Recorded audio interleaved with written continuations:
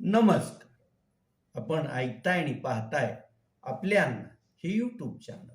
मी गणेश तुकाराम शिंदे आपणा सर्वांचं आपल्या अन्न या यूट्यूब चॅनलवर स्वागत करत आहे.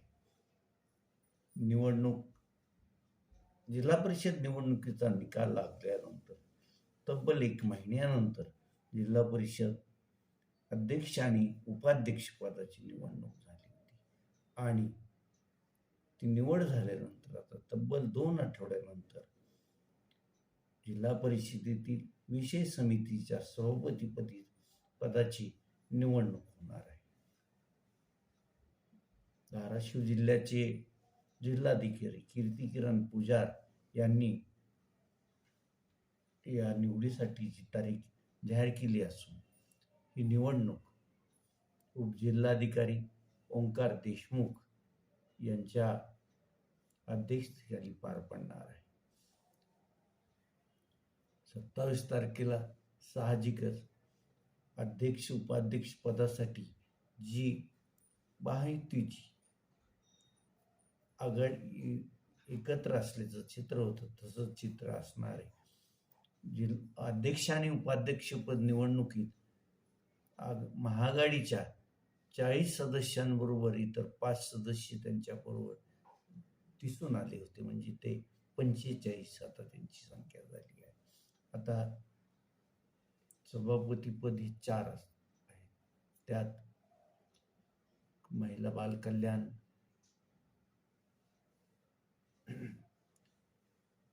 त्यानंतर बांधकाम, कृषी आणि समाज कल्याण. एकंदरीत पाहता अध्यक्ष उपाध्यक्ष निवडणुकीत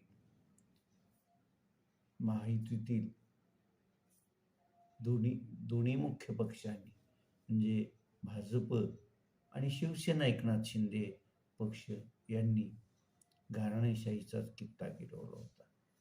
अध्यक्षपदी विराजमान झालेल्या अर्चना राणा जगजितसिंह पाटील या माजी मंत्री डॉक्टर पद्मसिंह पाटील यांच्या सून, तर माजी राज्यमंत्री विद्यमान तुळजापूर विधानसभा मतदारसंघाचे आमदार राणा जगजितसिंह पाटील यांच्या पत्नी आहे. तर उपाध्यक्षपदी विराजमान झालेल्या सु गायकवाड ह्या उमरगा लोहारा मतदारसंघाचे माजी आमदार, धाराशिव लोकसभा मतदारसंघाचे माजी खासदार रवींद्र गायकवाड यांच्या पत्नी आहे. ही अशी घराणेशाही आहे. त्यामुळं ज्या महायुतीतले तिन्ही जे प्रमुख पक्ष आहेत त्यातील भाजप आणि शिवसेना एकनाथ शिंदे पक्ष व राष्ट्रवादी काँग्रेस अजित पवार पक्ष हे 50% म्हणजे 2 तर सभापतीपदी घराणेशाहीचं हे वलय असणारीच सदस्य सभापती होतील, असंच एकंदरीत आज घडीचं चित्र आहे. त्यात आता उमरगा तालुक्यात शिवसेना एकनाथ शिंदे पक्षाच्या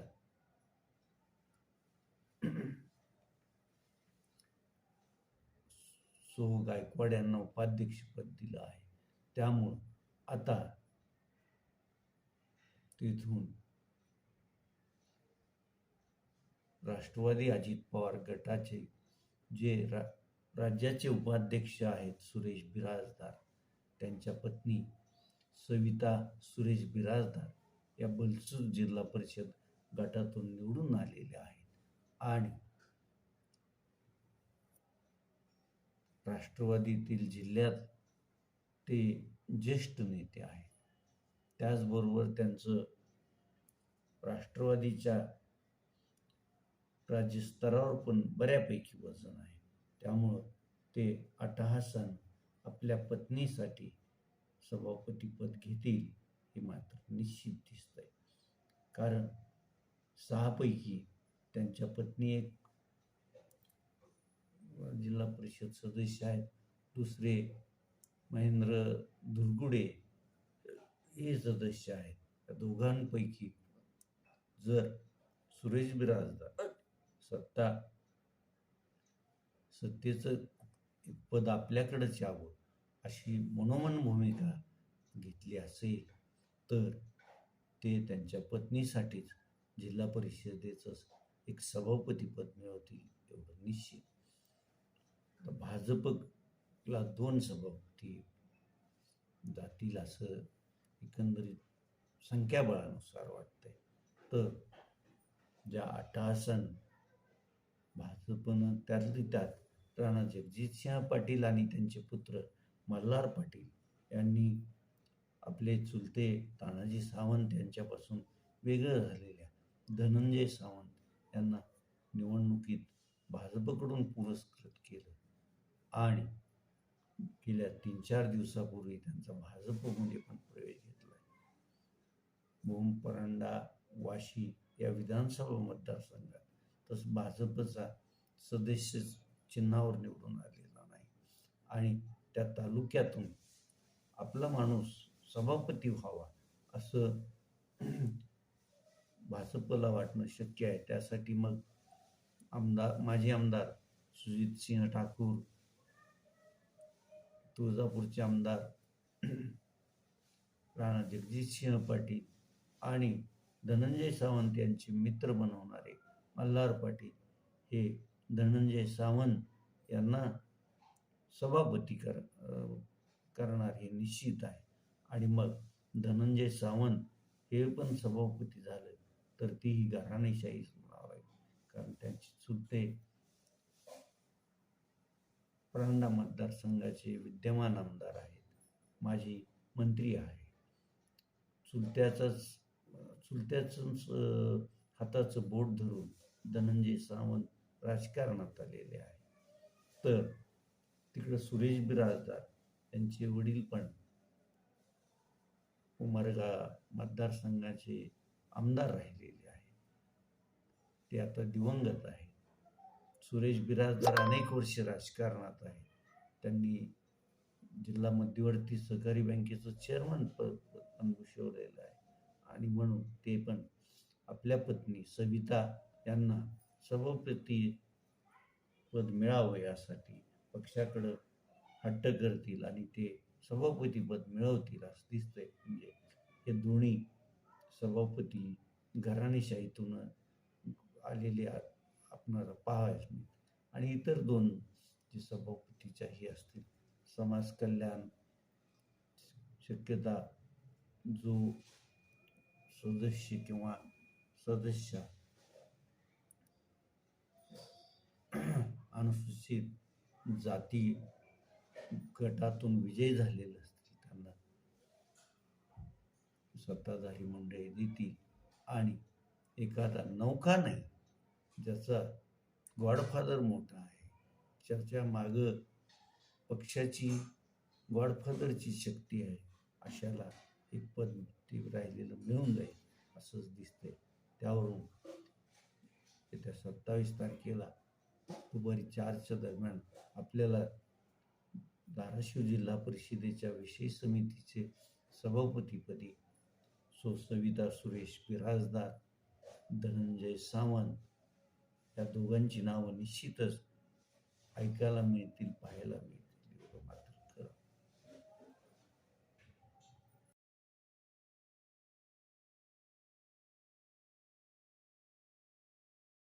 आज जागतिक जलदिन आहे.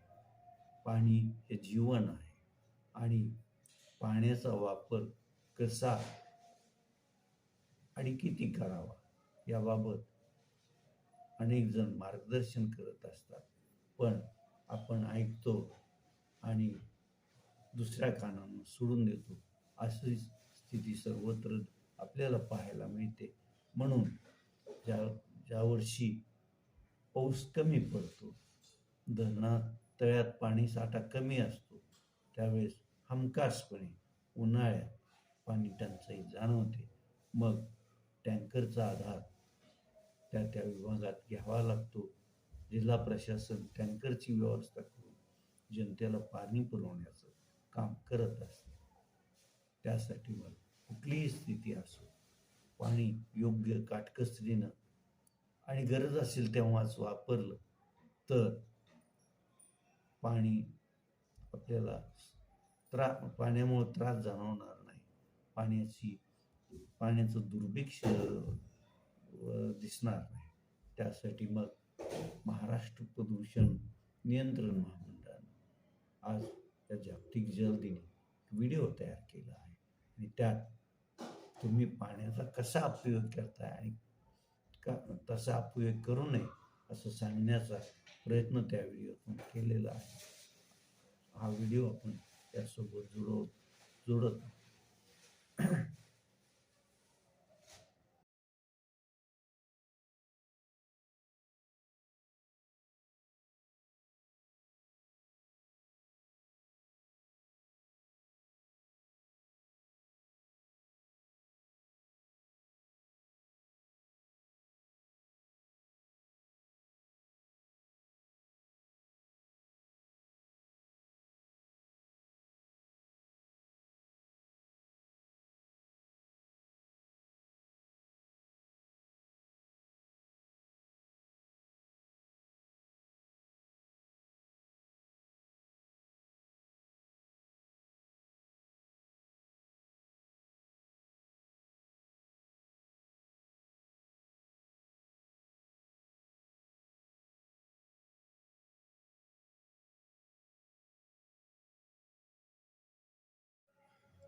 आता आपण इथंच थांबूया. तुम्ही आपल्या यूट्यूब चॅनल सबस्क्राईब करा, लाईक करा आणि कमेंट्स पण नोंदवा. धन्यवाद.